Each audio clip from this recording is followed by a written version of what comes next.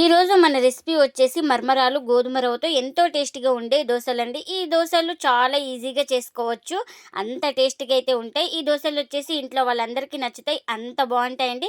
ఇంకెందుకు ఫ్రెండ్స్ ఆలస్యం, ఎలా చేయాలో ఏంటో అనేది వీడియోలోకి అయితే వెళ్ళిపోయి చూద్దామా మరి. ఇంకా ముందుగా ఒక మిక్సింగ్ బౌల్ అయితే తీసుకొని అందులోకి 2 కప్పుల దాకా మర్మరాలు అయితే తీసుకోవాలి. ఈ మర్మరాలని బాగా శుభ్రంగా వాష్ చేసుకోవాలి.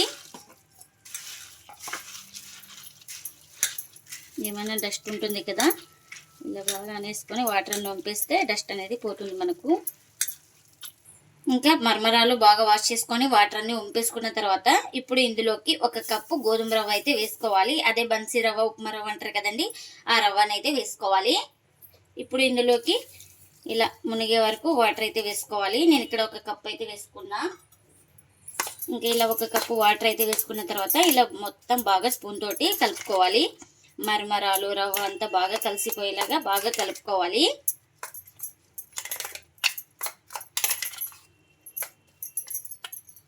ఇలా మొత్తం బాగా కలుపుకున్న తర్వాత ఇంకా ప్లేట్ అయితే పెట్టుకొని ఒక 10 నిమిషాలు పక్కన పెట్టుకుంటే మనకు అన్ని మొత్తం బాగా నానుతుంది.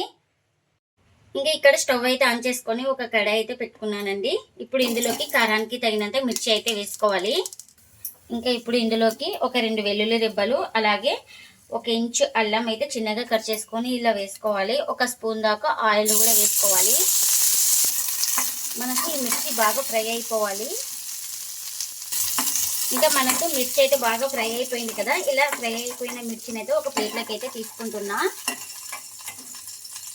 ఇంకా వీటిని అయితే పూర్తిగా చల్లారనివ్వాలి. ఇంకా అదే కడాయిలో ఇప్పుడు పల్లీలు కూడా ఫ్రై చేసుకోవాలి.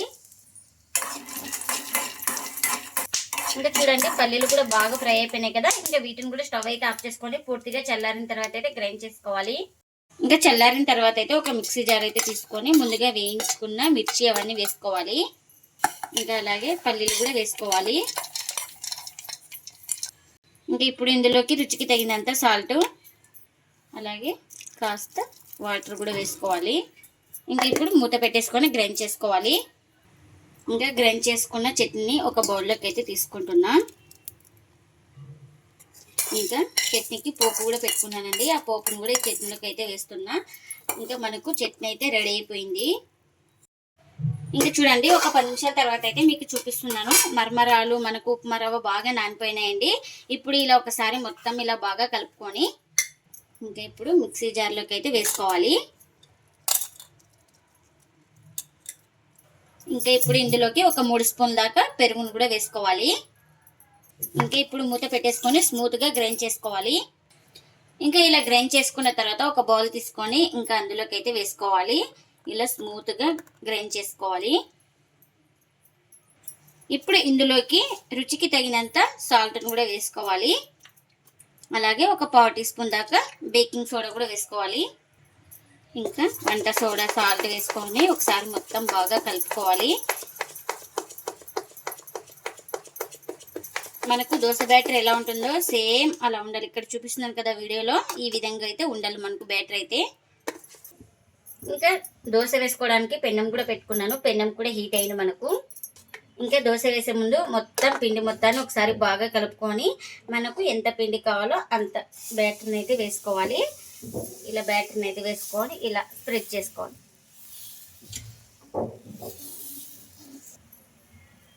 ఇంకా ఇలా తడి ఆరిన తర్వాత ఆయిల్ అయితే వేసుకోవాలి.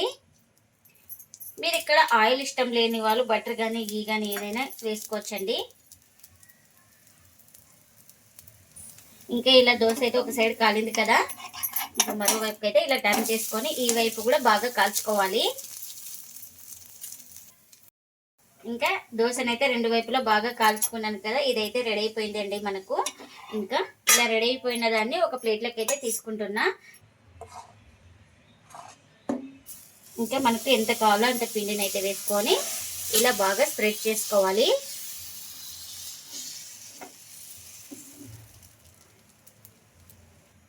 ఇంకా ఇలా తడి ఆరిన తర్వాత ఇలా ఆయిల్ అయితే అప్లై చేసుకోవాలి.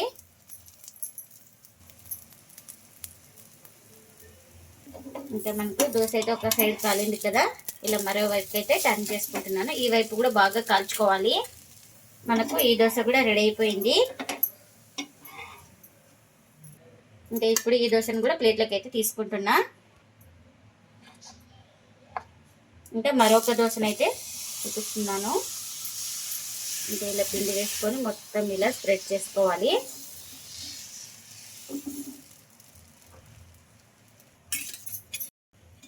మనకి ఈ దోశను క్రిస్పీగా కావాలంటే క్రిస్పీగా, సాఫ్ట్గా కావాలంటే సాఫ్ట్గా కాల్చుకోవచ్చండి. చాలా టేస్టీగా అయితే ఉంటాయి మరమరాలతో. ఇంకా ఇప్పుడు ఆయిల్ అయితే వేసుకున్నా.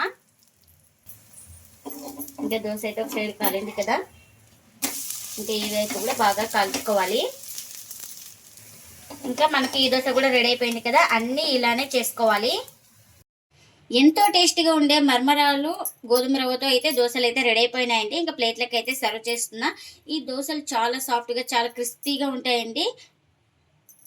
ఈ దోశలను అప్పటికప్పుడు చాలా ఈజీగా చేసుకోవచ్చు, అంత టేస్టీగా అయితే ఉంటాయి. ఈ దోశలు వచ్చేసి ఇంట్లో వాళ్ళందరికీ నచ్చుతాయండి, అంత బాగుంటాయి. మనకు చట్నీ కూడా చేసుకున్నాం కదా, చట్నీని కూడా సర్వ్ చేస్తున్నా. చూడండి దోశను అయితే చూపిస్తా. నేను ఇక్కడ క్రిస్పీగా కాల్చుకున్నాను కాబట్టి చాలా క్రిస్పీగా అయితే వచ్చినాయండి దోశలు అయితే. మీరు కూడా తప్పకుండా ఒకసారి ఇలా ట్రై చేసి మీకు ఎలా వచ్చిందో కామెంట్ అయితే చేయండి ఫ్రెండ్స్. ఇదండి ఇవాళ వీడియో. ఈ వీడియో కనుక నచ్చితే ప్లీజ్ లైక్ చేయండి, షేర్ చేయండి, కామెంట్ చేయండి, అలాగే లైక్ చేసి సపోర్ట్ చేయండి friends. Thanks for watching. Bye bye.